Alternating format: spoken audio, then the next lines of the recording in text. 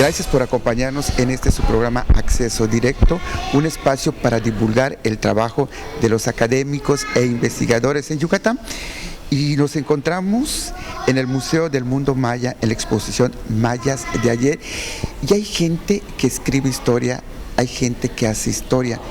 Y hoy nos van a platicar a los que hacen historia. Y por eso vamos a platicar con la arqueóloga Leticia Vargas de la Peña y el arqueólogo Víctor Castillo. Nos van a hablar sobre Ekbalan, todo lo que descubrieron en Ekbalan.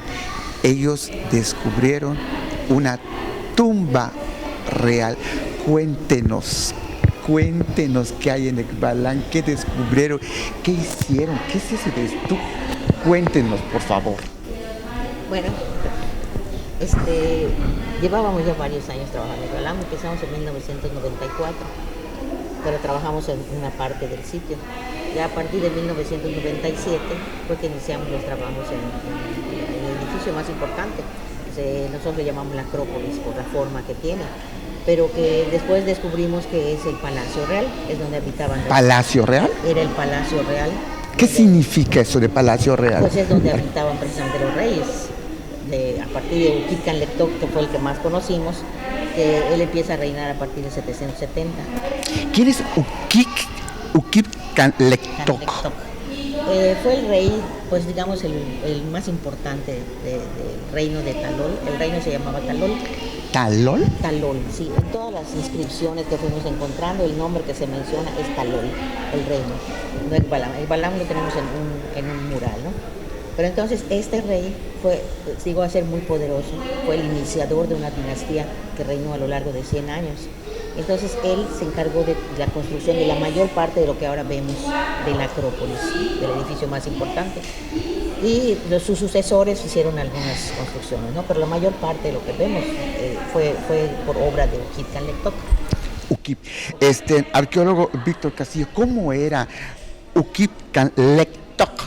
¿Es toc? Sí, Uquitzcatlectoc. Sí, bueno, este personaje fue evidentemente muy importante porque precisamente antes de empezar a escuchar de él, de ver su nombre escrito en diferentes lugares de la arquitectura del palacio, pues no se conocía, o al menos hasta la fecha nosotros no conocemos algún otro gobernante que haya dirigido la vida de su gente. Entonces él al parecer adquiere esta distinción de ser el gobernante principal de esta ciudad muy importante, y es el que hace que del reino de Talol. Del reino de Talol, efectivamente. Y él es el que hace que se vaya para arriba, se desarrolle enormemente esta ciudad y que adquiera mucho poder. Él tenía mucha ascendencia, él era evidentemente es una característica que era muy carismático, tenía poder económico, tenía poder militar, y fue como hizo que crezca su reino. El reino es la extensión del territorio que él podía dominar, y pues al parecer esta nobleza que él adquiere para poder ser rey, pues viene de la madre. O sea, la madre es la que le da esa... ¿La madre? La madre, ¿No sí. el papá? No, el papá era un sacerdote, y pero no se... ¿Su papá? Era un sacerdote. Era un sacerdote, era importante dentro de la comunidad o dentro de la ciudad, sin embargo, pues no tenía el ascendiente de ser gobernante. Uquitzcatlectoc, el rey. El rey Uquitzcatlectoc. Su padre era Uquitzahcan y era sacerdote. Su madre era de linaje real, era una princesa real.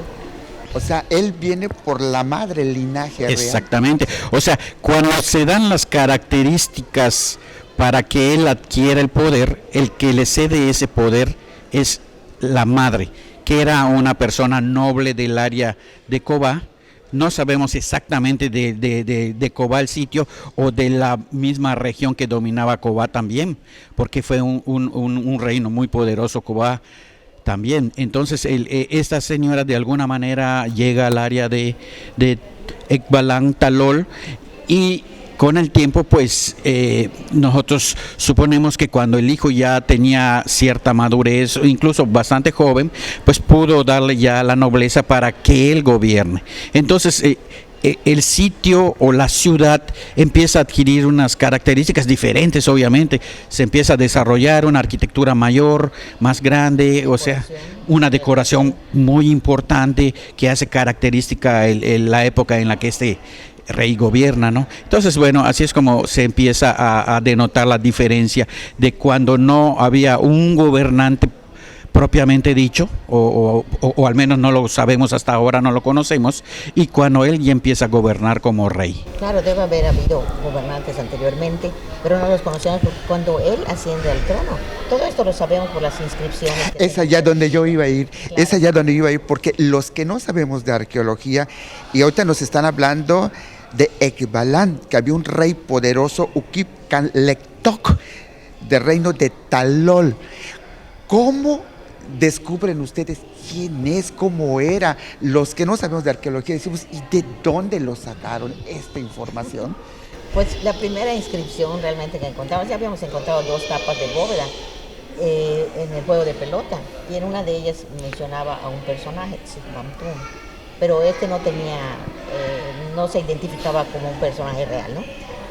En el 97, cuando empezamos a trabajar en la Acrópolis, fue cuando encontramos la serpiente, lo que llamamos serpientes jeroglíficas, que están en la escalinata, son 2 esculturas en forma de cabeza de serpiente, y allá encontramos la inscripción más importante, porque ahí mencionaba a Ukip-Kanlektok y lo nombraba rey de Talol, sagrado rey de Talol. Así fue como empezamos a saber de él. Al ir avanzando en las excavaciones fuimos encontrando otras inscripciones donde mencionaba a Ukip-Kanlektok o a Ukip-Kanlek, que son las 2 formas en que lo encontrábamos. Y así fue como empezamos a encontrar datos de él. Luego encontramos datos de otros personajes que también eran reyes de Ekbalam. Y con toda información, y después, obviamente, con lo de la tumba, pues fue como armamos ya una parte de la historia de Talol y de Ekbalam, ¿no? Toda esa información nos permitió saber todo eso. Al excavar encuentras mucha información, pero no precisamente encuentras, o sea, las inscripciones te dan nombres, te dan fechas exactas, ¿no? Y así es como logras armar, digamos, ¿no? una parte de la historia. Es muy, muy interesante porque la importancia de este personaje se empieza a notar desde el inicio de ese enorme palacio, porque esos 2 monumentos los encontramos en el inicio de la escalinata. Evidentemente, antes de la construcción de ese enorme edificio, pues existieron otras construcciones abajo que fueron cubiertas obviamente por el Palacio Real. Nos vamos a un corte comercial y regresamos.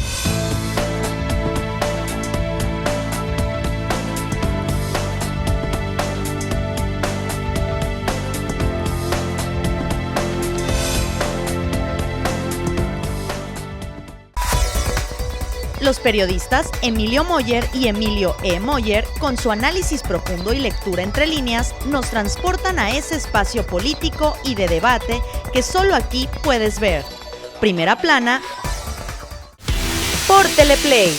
Viejos amigos en una nueva señal.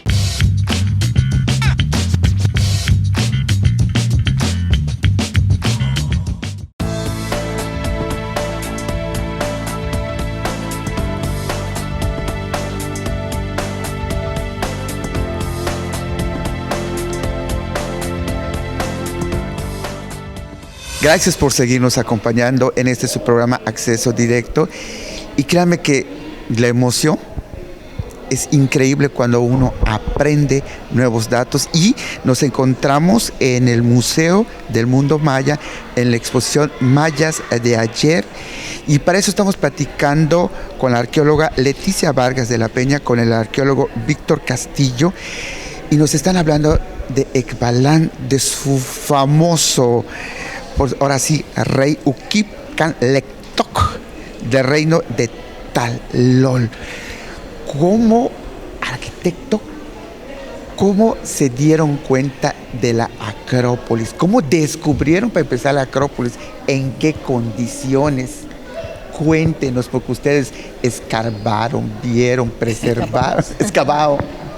Cuando nosotros llegamos a trabajar en Ekbalam, era un enorme cerro, como son todavía los que están a la izquierda y a la derecha, si uno lo ve de frente, ¿no? Claro. Eran cerros enormes de piedras, de tierra, llenos de árboles, pero pues sabíamos que allá había un edificio, ¿no? Que había algo. Claro, sabíamos que había algo, lo explorábamos, íbamos cuando estaba en derrumbe y demás, pero no se veía casi nada, no teníamos idea de qué es lo que íbamos a encontrar.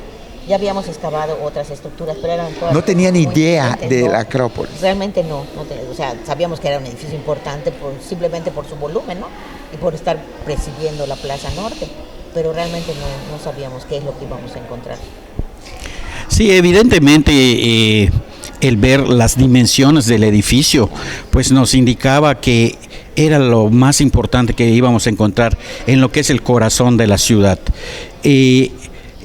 Nos llamó la atención, obviamente, es un edificio de 160 metros de largo por 75 de ancho y en algún momento hasta 37 metros de altura. 37 metros. Sí, era un edificio muy grande.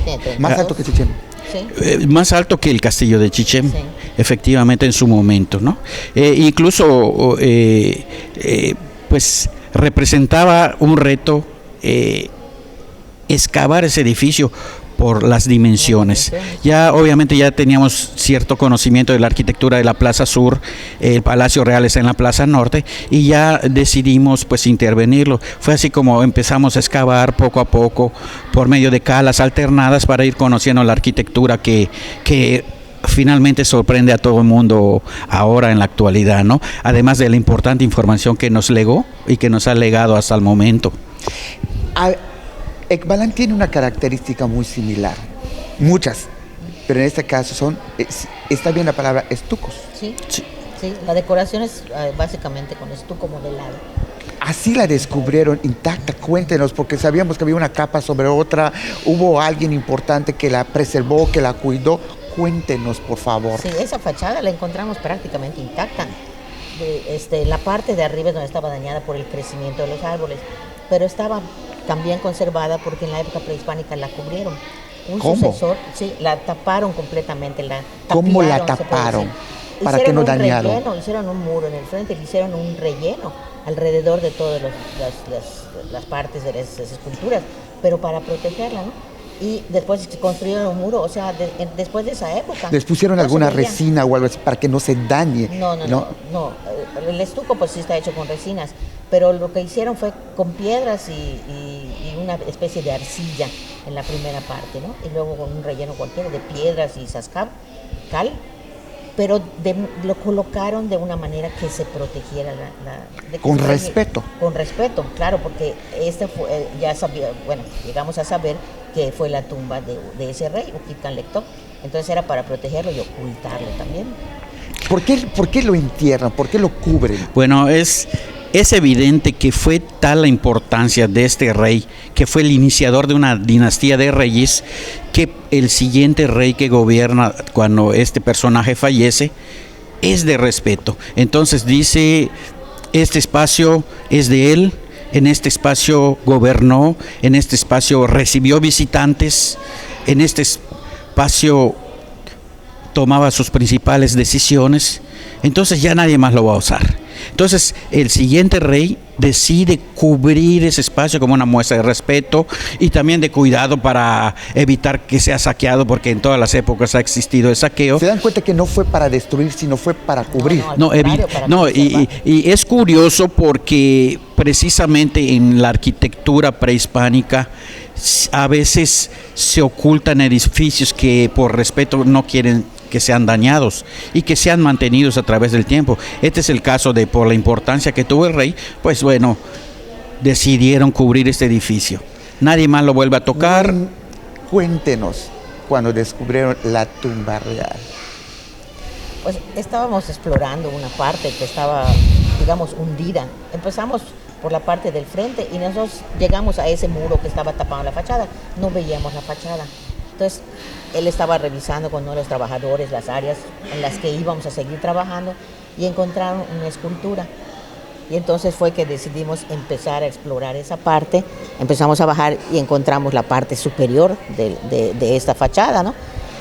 Y lo de la tumba pues fue otra cosa, porque estaba en el interior, en la parte posterior de esta fachada. ¿Es donde están las fauces de la boca? No, en un cuarto posterior se hizo una pequeña cámara, que es donde depositaban el cuerpo con su ofrenda. Pero nosotros entramos por la parte de arriba, porque allá había una parte hundida.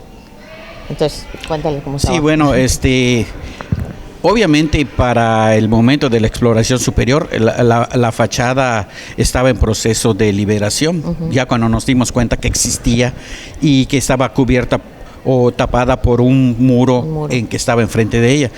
Lo que comenta la arqueóloga es que nosotros teníamos una preocupación porque en la parte de arriba había un sector hundido.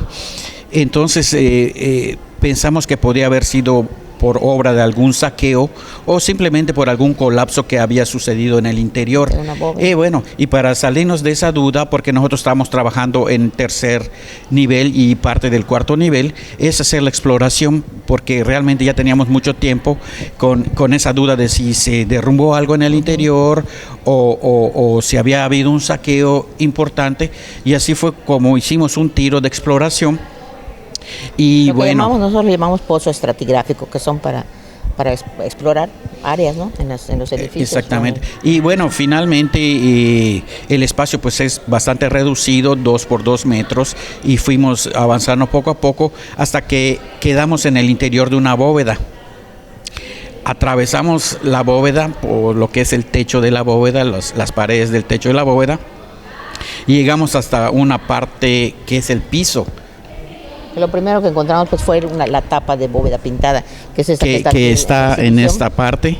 Y esta estaba representando Quitcanlectoc, pero como el dios del maíz.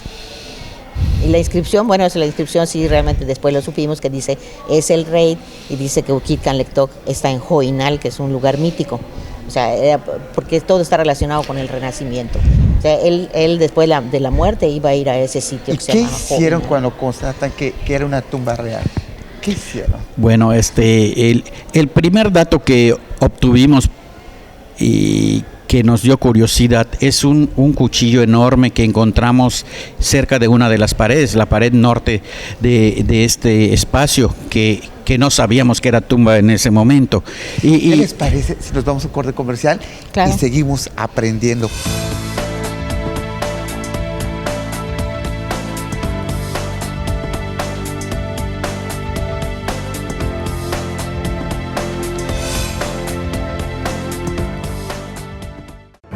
Las noticias más importantes de nuestra entidad, con información actualizada y veraz. Solo las encontrarás con Freddy Heredia. En Yucatán es noticia.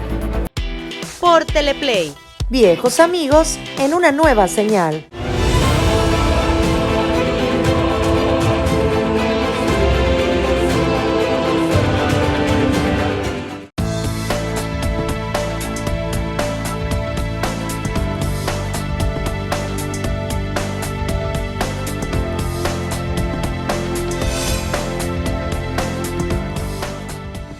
Gracias por acompañarnos en este programa Acceso Directo, un espacio para divulgar el trabajo de nuestros investigadores y académicos en Yucatán. Y estamos en el Museo del Mundo Maya en la exposición Mayas de ayer. Y de verdad es increíble conversar con los arqueólogos Leticia Vargas de la Peña, el arqueólogo Víctor Castillo, responsables de Ekbalam. Ellos fueron quienes redescubren otra vez Ekbalam. Y obviamente ahí vivía un importante rey, Uquipcanlectoc, del reino de Talol. Nos estaban platicando antes de ir al corte comercial cuando descubren esta tumba real. ¿Qué encontraron? Sí, pues el primer objeto fue un cuchillo de pedernal precioso cerca de la pared norte, y obviamente por el espacio muy reducido pues no podíamos entrar al mismo tiempo todos, y bueno, pues en ese momento yo fui el que entró al interior y vi que dentro de la remoción interior que había, pues habían vasijas y colocadas en el extremo poniente y muchísimos objetos. Y bueno, y dije, esto es algo muy importante. Algo como un bastón igual, ¿no? Usted comentaba. Eso fue posteriormente, sí, a la exploración. Entonces, en ese momento salgo de este pozo de exploración, de este cuarto. ¿Qué se sentía en ese momento? No, una emoción porque Mucha emoción. le comunico a ella que hay unas cosas muy importantes. Le grita, la manda a buscar. ¿Qué le No, dice? allá está ella, Estaba en ella. la parte de arriba. O sea, a lo que yo voy es que no podemos entrar todos porque está muy reducido el espacio. Y le digo, yo creo que hemos encontrado una tumba. ¿Y ella qué dice? Pues yo más bien pensé, hay que comprobarlo, ¿no? O sea, sí notábamos que era una tumba, pero obviamente no sabíamos de quién era, ¿no? Ya después, más avanzado el trabajo, fue que encontramos una vasija que está aquí expuesta, que era la vasija Yukip Cacao, se llama, que es la vasija de beber cacao de Uquitcan Lectoc, pero estaba fragmentada. Y nosotros lo que vimos fue un fragmento donde estaba el glifo emblema. El glifo emblema ya lo conocíamos, porque no es que fuéramos epigrafistas, no es una cosa muy complicada, pero reconocimos el glifo emblema, entonces sabíamos que era un rey. Ya habíamos visto el nombre de Uquitcan Lectoc, ya un tiempo después nos lo confirmó el epigrafista. Muy interesante porque primero fue la tumba, otra cosa que teníamos que saber nosotros si era la tumba de ese personaje que habíamos estado leyendo en diferentes partes. De hecho, 18 ocasiones ya habíamos encontrado el nombre de este personaje y dijimos, bueno, pues sabemos al menos con eso que hemos encontrado que el personaje es un personaje real. Y para nuestra fortuna después encontramos otros objetos que nos corroboraron que efectivamente era este rey que había hecho un enorme desarrollo en su pueblo, un palacio gigantesco y que bueno, realmente fue enterrado o colocado en un recinto con una gran cantidad de sus pertenencias personales que utilizó durante su vida, durante ceremonias, durante visitas a otros lugares. ¿Qué utensilios importantes? Todos son importantes, pero ¿qué más recuerdan ustedes? Pues una de las cosas más importantes pues era que todas las vasijas que tenía, que posiblemente tenían alimentos o bebidas, ¿no? Había 21 vasijas, la mayoría eran de barro y había otras de alabastro, que es un material no muy común, pero quizá las piezas más importantes para saber de qué personaje se trataba fueron las piezas que tenían su nombre. Algunas veces se han encontrado tumbas que no tienen nada escrito y no se sabe quién es el personaje, ¿no? En este caso, sí, estaba el vaso de beber cacao, estaba un perforador de hueso que tenía en su pecho, que además era el fémur de su papá, porque así lo dice en la inscripción, ¿no? De su padre, Uquit Akam. Del sacerdote. Del sacerdote. Y tenía un pectoral en forma de pez, que también tenía su nombre, el Yus de Uquitcan Lec, es una corvina, está representando un pez que se llama corvina. Y pues todos estos objetos lo estaban nombrando a él, ¿no? O sea, con eso tuvimos la seguridad de quién era el personaje. La arqueóloga dijo algo muy importante al inicio. Cuando un personaje moría, sobre todo importante, se le preparaba para que continúe su vida en el inframundo, porque el pensamiento maya era de que la persona que moría seguía vivo en otro plano, en el plano inferior. Entonces pues se le enterraba con sus objetos. Además de los objetos importantes, pues comida, porque se supone que para que siga su camino en el otro mundo. Y entonces ese era lo que diferenciaba ese pensamiento maya de un pensamiento posterior en cuanto a referencia a la muerte, ¿no? O sea, el personaje iba a seguir vivo. Por eso era en la tapa de bóveda que lo está representando como Dios joven del maíz, con sus rasgos físicos específicos, es que él iba a renacer, o sea, iba a seguir vivo. Ese era el pensamiento del siglo VIII. Qué interesante, pero además él tenía una particularidad que ustedes han dicho en otras conferencias sobre su rostro. Sí, tenía un defecto en el maxilar superior, es como una fisura que hacía que su labio se plegara en dos, y eso fue lo que observamos en la tapa de bóveda. O sea, veíamos que era el dios del maíz representado, pero tenía esa particularidad, ¿no? Y eso lo estaba identificando. O sea, a pesar de que lo representaran como un dios y joven, pues lo representan con ese, digamos, defecto, que para ellos no era tan defecto, ¿no? Pero era un rasgo que lo identificaba a él y era importante que lo pusieran allá. Además de que decían que era el rey, pues le pusieron ese detalle. Eso es muy importante porque la arqueóloga fue la que se dio cuenta de ese detalle. Vimos que el rostro del dios joven del maíz le hicieron esa particularidad en el labio. Entonces ella dijo, no, pues a lo mejor tenía labio leporino. Fue lo primero que pensamos, ¿no? Entonces, que, digamos, efectivamente ese comentario se hizo a la antropóloga física que analizó los huesos del rostro y efectivamente corroboró que tenía ese defecto o particularidad en el rostro que lo hacía ver pues de cierta manera, ¿no? Que lo distinguía de otras personas. Pero para decir que era él el que estaba allá, además le pusieron al rostro del dios joven del maíz ese defecto. Este es su Quetzaltóatl que va a renacer. O sea, eso es sumamente interesante porque nos lo identificaron tanto que afortunadamente no nos quedaba duda de que realmente era el primer rey de esa generación de reyes que gobernó al menos 100 años hasta donde conocemos ahora. Qué interesante. Arqueólogos, gracias por regalarnos todo su conocimiento. Mucho gusto. De verdad, gracias. Y a ustedes, gracias por acompañarnos. Y estamos con dos que redescribieron otra vez la historia, o reescribieron otra vez la historia del mundo maya. Gracias, arqueóloga Leticia Vargas de la Peña, gracias arqueólogo Víctor Castillo por regalarnos sus conocimientos. Gracias igualmente por la invitación.